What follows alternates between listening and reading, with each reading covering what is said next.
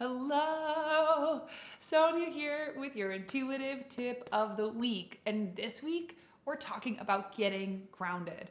A few weeks ago on my Instagram, I asked what were some tips or tools that you need help with?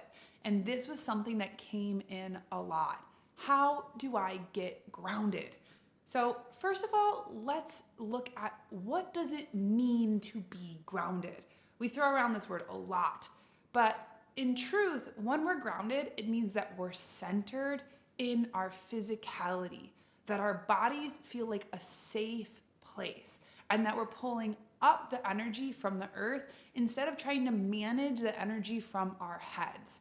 Now, what I see very often as sensitives and empaths is, and something that I struggle with and even have to pay attention to myself, is that we pick up on a lot of different energy. And picking up on the energy around us, oftentimes what I find in a low level place of intuition is that people pick up on the emotions and feelings of the people around us, and our really creative intellects believe that if we can just put out everyone else's fires, if we can just find them to find a safe place, then we'll be able to find our safe place. So first and foremost, just like you hear on the airplane safety announcement, we have to put an oxygen mask on ourselves first before helping others. And this is especially important when it comes to getting grounded. Now, as somebody who travels a lot, who works very intimately with a very small set of clients, I am in other people's energy a lot. And having a grounding routine is vital to being able to A, have good boundaries, B, sustain my work, and C, take care of myself and my own sweet spirit. Otherwise, we not only get into burnout, but this is where we get overly empathic and anxious, and also where our heads tell us that we're not doing enough and have to continually give. Newsflash, not only is that not what's working, but is also what's ruining your life. So, let's get on to my personal grounding routine. So, getting grounded, first and foremost, I find it as a devotional act. So, every morning, I like to wake up and first of all, put one hand on my heart and one hand on my belly, and even just connect to my own sweet spirit. This is a great place before my conscious mind really kicks on for the day to really be able to become more sensitive to my own energy. A lot of times what happens when we get ungrounded is we take on other people's energy and are not that sensitive to our own. So if we have that as a baseline, we can come and check back in. Is this my energy? Is this somebody else's? Is this my feeling? Is this somebody else's? So the more that we become more sensitive to our spirit, the more that we become sensitive to ourselves, the more we take care of it. It's like watering a garden. You don't need to flood your garden with a bunch of water, it does need tending to. And that's the same thing with our spirit, and that's the same thing about getting grounded. So first of all, get sensitive with your own spirit. How does it feel?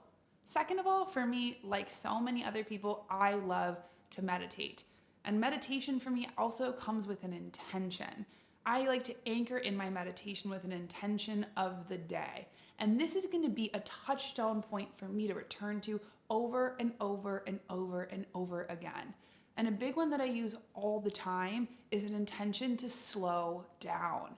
In our world that is so busy all the time, oftentimes I can unconsciously feel like my house is on fire and that I need to get everything done yesterday, which sends me into a panic, of course, because, I have a big to-do list today. And B, disconnects me from my spirit, from the present moment, and from my own place of personal power. So you can pick your intention of the day, whether it's slowing down or being gentle with your spirit or whatever. Third of all, and I learned this from a really wonderful teacher of mine, Anna Maria, is to put on I put on like a bracelet. I have a bracelet. It's actually this one right here that says Cosmic Twin that my best friend, oopsies, my ring light, gave me. And I put it on every morning, and it's an anchor point to remind me to check back in with myself. When I check back in, it's a place that I can re-ground, re-check into my own energy, re-check into my own energy field. And third of all, other thing that I love to do is move my body. The interesting thing about anxiety, about even picking up on other people's energies, is that it lives in our physicality. And when that happens, it ungrounds us. Stagnant energy is what makes your head go cuckoo bananas, go into overthinking, fight, flight, freeze, figure it out, not knowing what to do, not trusting the moment. So moving your energy every single day. For me, I love to kickbox, I love to do yoga, but sometimes I don't have that much time. So today I was listening to music, another way that I love to not only connect with my spirit, but reground me. But I was listening to music and dancing as I was literally getting dressed. And it was a way to anchor back into my physical container. And the more that I'm sensitive and feed that connection, the more that I can return back to it. And so not only in moving your body, but like, let's say, for example, you're in a place where you can't, if you're feeling ungrounded, let's say that you're at work or you're at the airport or whatever. I mean, there's so many different places. Maybe you're in a meeting, maybe you're having a difficult conversation, maybe you're just feeling overly anxious. Some of my other quick grounding routines, which is like my emergency toolkit, first of all, is something called box breathing. Now, box breathing is a breathing technique that helps to calm your limbic nervous system, which is the part that's fight, flight, freeze, figure it out, and get back into your body. And it's like breathing into a box. So you breathe in for 4 counts, hold for 4 counts, and exhale out your mouth like you're blowing out 10 birthday candles for 4 counts. And do that at least 10 times. It's a really beautiful way to start to calm down your body. The second thing that I really like to do if I'm feeling really overwhelmed is to notice what I'm looking at. The funny thing is when I am teaching or with people, and and one thing that I learned from my mom, Sonia that I love, is you can see when people aren't in the present moment. And a lot of times when I'm asking people about what their intuition says and they're thinking about it, their eyes go up because they're thinking or remembering. And that's a lot of times what happens when we're in anxiety or when we're feeling really ungrounded. We keep looking up for the answer instead of getting back grounded into this very present moment. So one thing that I like to do is, what am I looking at? A question that I like to ask myself is, what's something that is in my surroundings that I haven't noticed before? Sometimes it's simple things like things like the grain on my coffee table, or how the paint looks, or the molding, or even just noticing sometimes that I have to dust something. But just getting back grounded into my surroundings and into the present moment. The other thing that I really like to do if you're really feeling overwhelmed is something that I call taking the dog for a walk. And that is putting on a song and just getting and singing and dancing and getting back into that physical place. If you really can't do that, a thing that you can also do is put a timer on your phone for a few minutes and like bounce around, like it helps to re-regulate that part of yourself that gets really stuck. And most importantly, and what I really find is when I'm feeling really ungrounded, like for example, I was just traveling for 3 weeks and then I went to go see one of my beautiful friends, Mary, in Austin. And I had been very much out of my routine and hadn't been doing my grounding routine. So I hadn't been meditating, I hadn't been moving my body as much, and of course, inevitably, I felt really sort of anxious and overwhelmed. And felt like I really just wanted to come home and lock the door and not see anyone. Asked my boyfriend, I was like, I don't want to see anyone. Was actually a place of where we can start to comfort ourselves. When we're feeling anxious or ungrounded, there's sometimes this really big pull to make it better. And then we can even start to create more of like dissonant energy by being like, the way that I am at this moment isn't okay. And for me, it's a really big indicator that my spirit needs some care. That my, not only spirit needs some care, but my own little sweet inner child needs some care. And so some of the things that I'll just tell myself is, everything's okay. You're okay, that you're safe. And really starting to use those comforting words, it helps me to feel more grounded and create more space. And that's really the most important thing in learning how to get back grounded into our physicalities. When we're ungrounded, we have no space. We have no room to breathe.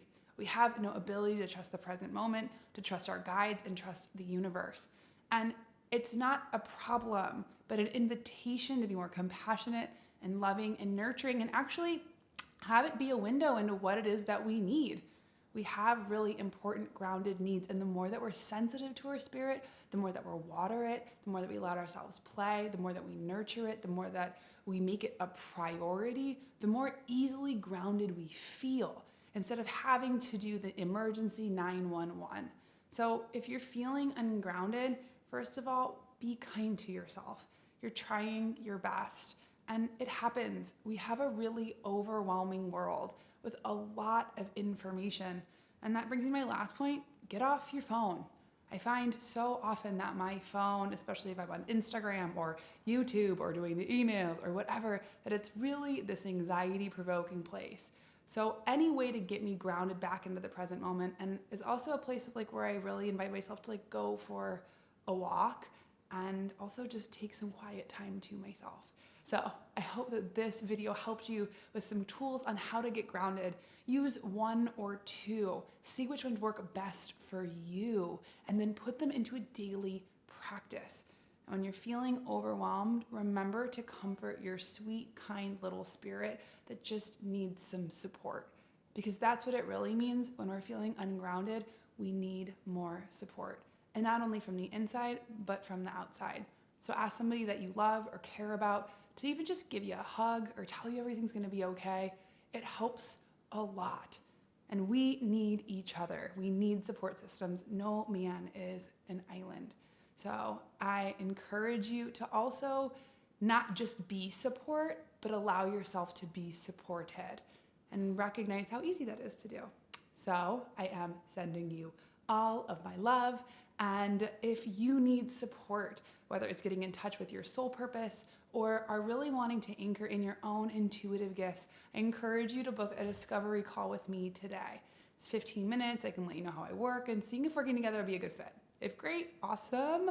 I love that. And if not, I will happily point you to either great resources or somebody who would be. My act is to be here of service. And I am so grateful for your time today.